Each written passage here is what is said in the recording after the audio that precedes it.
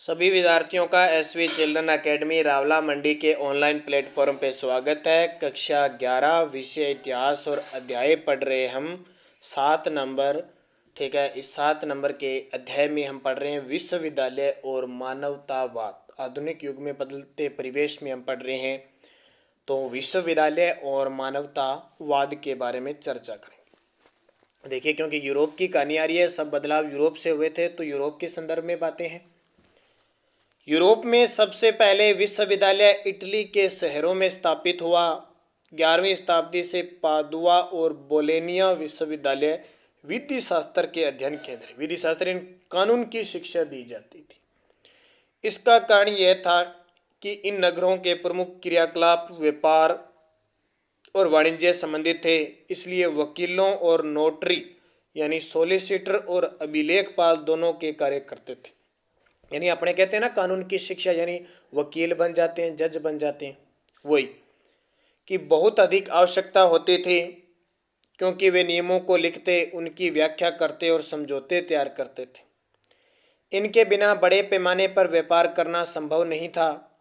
यही कारण था कि कानून का अध्ययन एक प्रिय विषय बन गया। लेकिन कानून के अध्ययन में यह बदलाव आया कि उसे रोमन संस्कृति के संदर्भ में पढ़ा जाने लगा। यानी किस लिपि में? रोमन लिपि में। फ्रांचेस्को पेट्रार्क इस परिवर्तन का प्रतिनिधित्व करते हैं। पेट्रार्क के लिए पूरा काल एक विशिष्ट सभ्यता थी, जिसे प्राचीन यूनानियों और रोमनों के वास्तविक शब्दों के माध्यम से ही अच्छी तरह समझा जा सकता था। अतः उसने इस बात पर जोर दिया कि इन प्राचीन लेखकों की रचनाओं का बहुत अच्छे तरीके से अध्ययन किया जाए। इस शिक्षा कार्यक्रम में यह अंतर नहीं था कि बहुत कुछ जानना बाकी है, और यह सब हम केवल धार्मिक शिक्षण से नहीं सीखते, और भी चीज़ें जरूरी है के लिए धार्मिक शिक्षा से सिस्टम नहीं चलता। इसी नई संस्कृति को 19वीं शताब्दी के इतिहासकारों ने मानवतावाद नाम दिया। 15वीं शताब्दी के शुरू के दशकों में मानवतावादी शब्द इन अध्यापकों के लिए प्रयुक्त होता था, जो व्याकरण, अलंकार शास्त्र, कविता, इतिहास और नीति दर्शन विषय पढ़ाते थे। लातीनी शब्द हुमैनिटास, जिसे ह्यूमैनिटीज शब्द बना है, जैसे कई शताब्दियों पहले रोमन के वकील और निबंधकार सिसरो ने, जो कि जूलियस सीजर का समकालीन था, संस्कृति के अर्थ में लिया। उसने शब्द को संस्कृति भी, किस प्रकार की संस्कृति है, किस प्रकार का धर्म है, उस हिसाब से इसको लिया गया। फिर देखिए, ये विषय धार्मिक नहीं थे, वरन उस कौशल पर बल देते थे जो व्यक्ति चर्चा और विवाद से विकसित हुए थे। इन क्रांतिकारी विचारों ने अनेक विश्वविद्यालयों का ध्यान आकर्षित किया। इनमें एक नया स्थापित विश्वविद्यालय फ्लोरेंस भी था, जो पेट्रार्क का स्थायी नगर निवास था। इस नगर ने 13वीं शताब्दी के अंत तक व्यापार या शिक्षा के क्षेत्र में कोई विशेष तरक्की नहीं की थी। 15वीं शताब्दी में सब कुछ पूरी तरह बदल गया। किसी भी नगर की पहचान उसके महान नागरिकों के साथ साथ उसकी संपन्नता से बनती थी। फ्लोरेंस की प्रसिद्धि में दो लोगों का बड़ा हाथ था। फ्लोरेंस की प्रसिद्धि में दो बड़े लोग, उनमें से एक व्यक्ति थे दांते अलिघियरी, ठीक है, जो 1262 से 1321, जो किसी धार्मिक संप्रदाय विशेष से संबंधित नहीं थे, पर उन्होंने अपनी कलम धार्मिक विषयों पर चलाई थी। दूसरे व्यक्ति थे कलाकार जोटो, जिन्होंने जीते जागते रूप चित्र बनाए। ये चित्र देखिए, बनाया गया एक रेखा चित्र। सेम ये देखो, चित्र बनाना बहुत बड़ी बात है, जैसे दूर से लगा जैसे दृश्य कोई लिया गया है, उनके बनाए। और देखो यहाँ पे एक चित्र और कितना बढ़िया आशीष वाला चित्र बनाया गया। देखो, उनके बनाए गए रूप चित्र पहले के कलाकारों की तरह बेजान नहीं थे। इसके बाद धीरे धीरे फ्लोरेंस इटली के सबसे जीवंत बौद्धिक नगर के रूप में जाना जाने लगा। यानी ऐसा चित्र लगता था जैसे मान लो वास्तविक रूप से चित्रण कर रहा है, संजीवता दिखाए हुए होता है, और कलात्मक कृतियों के सर्जन का केंद्र बन गया। रेनेसा व्यक्ति शब्द का प्रयोग प्राय उस मनुष्य के लिए किया जाता था जिसकी अनेक रुचियां हो और अनेक हुनर उसमें महारत में प्राप्त हो, यानी बहुत सारी हर प्रकार की रुचियां रखता हो और उसमें इतना हुनर हो, यानी सीखने का हुनर होता है, उसको रेनेसा सब व्यक्ति कहा गया। पुनर्जागरण काल में अनेक महान लोग हुए जो अनेक रुचियां रखते थे, कई कलाओं में कुशल थे। उदाहरण के लिए एक ही व्यक्ति विद्वान हो सकता है, कूटनीतिज्ञ हो सकता है, धर्म शास्त्रज्ञ हो सकता है, कलाकार हो सकता है। यानी एक ही व्यक्ति में कई प्रकार के हुनर होते हैं, तरीका होता है, जज्बा होता है, सीखने की कला होती है और निपुण होता है उसमें, वो रेनेसा व्यक्ति था। अब देखिए इतिहास का मानवतावादी दृष्टिकोण। मानवतावादी समझते थे कि वह अंधकार की कई शताब्दियों बाद सभ्यता के सही रूप को पुनः स्थापित करें। इसके पीछे यह मान्यता थी कि रोमन साम्राज्य के टूटने के बाद अंधकार युग शुरू हुआ। रोमन साम्राज्य टूट गया, अंधकार युग का मतलब है कोई आविष्कार नहीं हुआ, कोई नई पद्धति नहीं बनी, कुछ नहीं बना, यानी सीधा टाइम पास सिस्टम जीवन चलता रहा, वो अंधकार युग आ गया। मानवतावादियों की भांति बाद के विद्वानों ने बिना कोई प्रश्न उठाए यह मान लिया कि यूरोप में 14वीं शताब्दी के बाद नए युग का जन्म हुआ। मध्यकाल जैसी संज्ञाओं का प्रयोग रोमन साम्राज्य के पतन के बाद 1000 वर्ष की समयावधि के लिए किया गया। उनके यह तर्क थे कि मध्य युग में चर्च ने लोगों की सोच को किस तरह जकड़ रखा था। यूनान और रोमन वासियों का समस्त ज्ञान उनके दिमाग से निकल चुका था। मानवतावादियों ने आधुनिक शब्द का प्रयोग 15वीं शताब्दी से शुरू होने वाले काल के लिए किया गया। मानवतावादियों और बाद के विद्वानों द्वारा प्रयुक्त कालक्रम देखो, 5 से 14 शताब्दी टोटल का है, तो 5 से 9वीं शताब्दी को अंधकार युग कहते हैं, यानी इस समय कुछ नहीं हुआ। इसका मतलब है कोई विस्कार नहीं, कोई प्रवृत्ति नहीं हुई, कोई धार्मिक जागरण वगैरह नहीं हुआ। 9 से 11वीं से प्रारंभिक मध्य युग, धीरे धीरे कोई नई चीज प्रवृत्तियां आने लगी, और 11 से 14 शताब्दी में उत्तर मध्य युग, उसमें कुछ होने लगा, और ऊपर 15वीं शताब्दी से आधुनिक युग है जो। हाल ही में अनेक इतिहासकारों ने इस काल विभाजन पर सवाल उठा दिए। उठाने लाजमी थे, पॉजिटिव नेगेटिव हर चीज होती है। इस काल के यूरोप के बारे में जैसे जैसे खोज और शोध बढ़ते गए, वैसे वैसे विद्वानों ने शताब्दियों की सांस्कृतिक समृद्धि और असमृद्धि को आधार मानकर तीक्ष्ण विभाजन करने में दुविधा जताई। आज आप मान लो अपने घर पे बुजुर्ग है, दादा दादी जी है या कैसे ही हैं, आज हम नई तरीके को अपना रहे हैं तो उनको कैसे लग रहा है, क्योंकि वो पुराने जमाने की तकनीक में अपने नई नई तकनीकें आ गई। बल का प्रयोग करते नहीं है, मानव हर चीज का सुविधा के लिए देखता। तो जो बुजुर्ग, जिसके घर पे बुजुर्ग ना, जिनकी 80-90 साल उम्र है, वो सोचते हैं ये क्या कर रहे हैं, ये कोई तरीका थोड़ी है, ऐसे करते हैं वैसे करते हैं। वो भी अपने को आलोचना करते हैं ना कई बार, कैसे थोड़ी होता है, इतना ऐसे कर लेता है, इतनी लाइट लगा दी, इतनी ये कर दी, इतना ये खर्चा लगा दिया, होता है ना। तो वो प्रक्रिया है, वो उस समय थी। किसी भी काल को अंधकार युग की संज्ञा देना अनुचित लगा।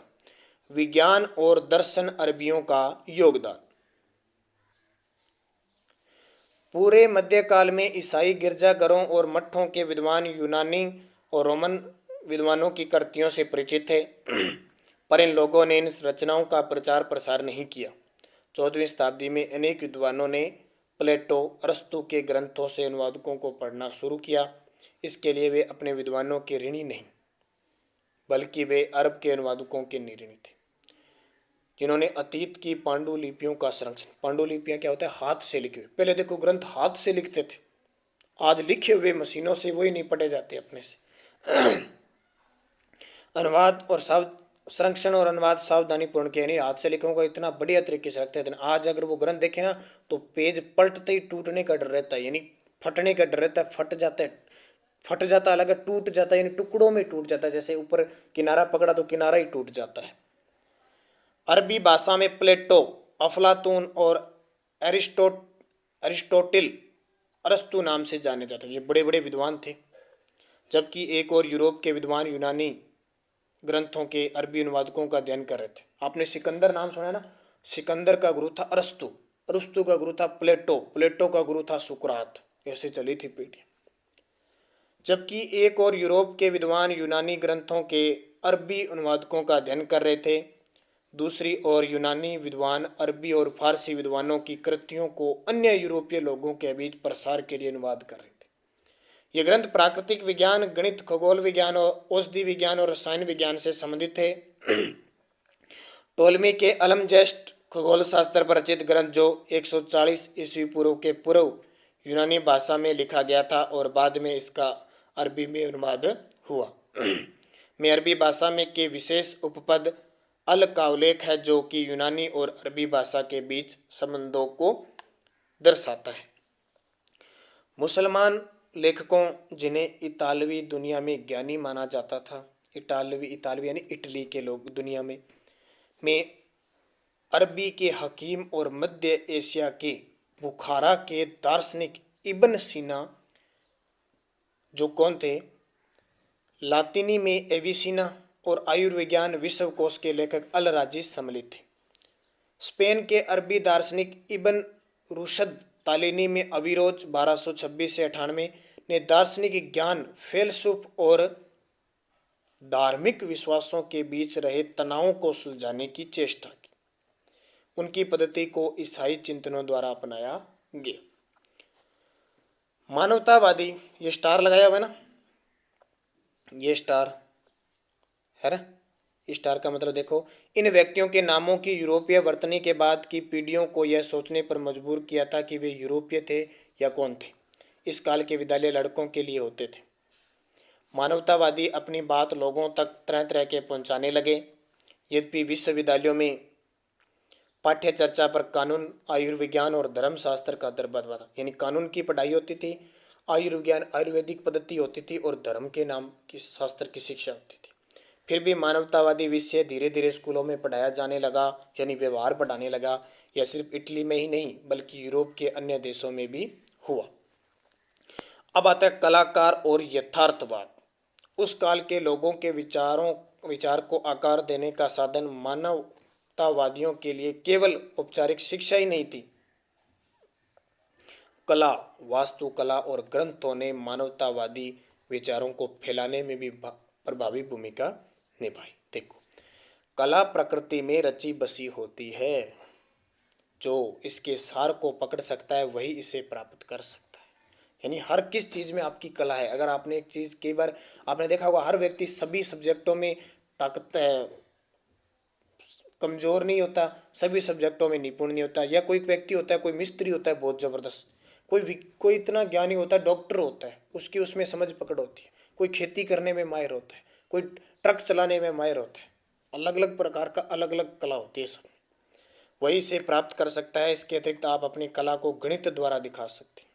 जिंदगी की अपनी आकृति से आपकी कृति कितनी जुड़ी होगी उतना ही सुंदर आपका चित्र होगा। कोई भी आदमी केवल अपनी कल्पना मात्र से एक सुंदर आकृति नहीं बना सकता जब तक उसने अपने मन को जीवन की प्रतिछेवा से नहीं भर लिया।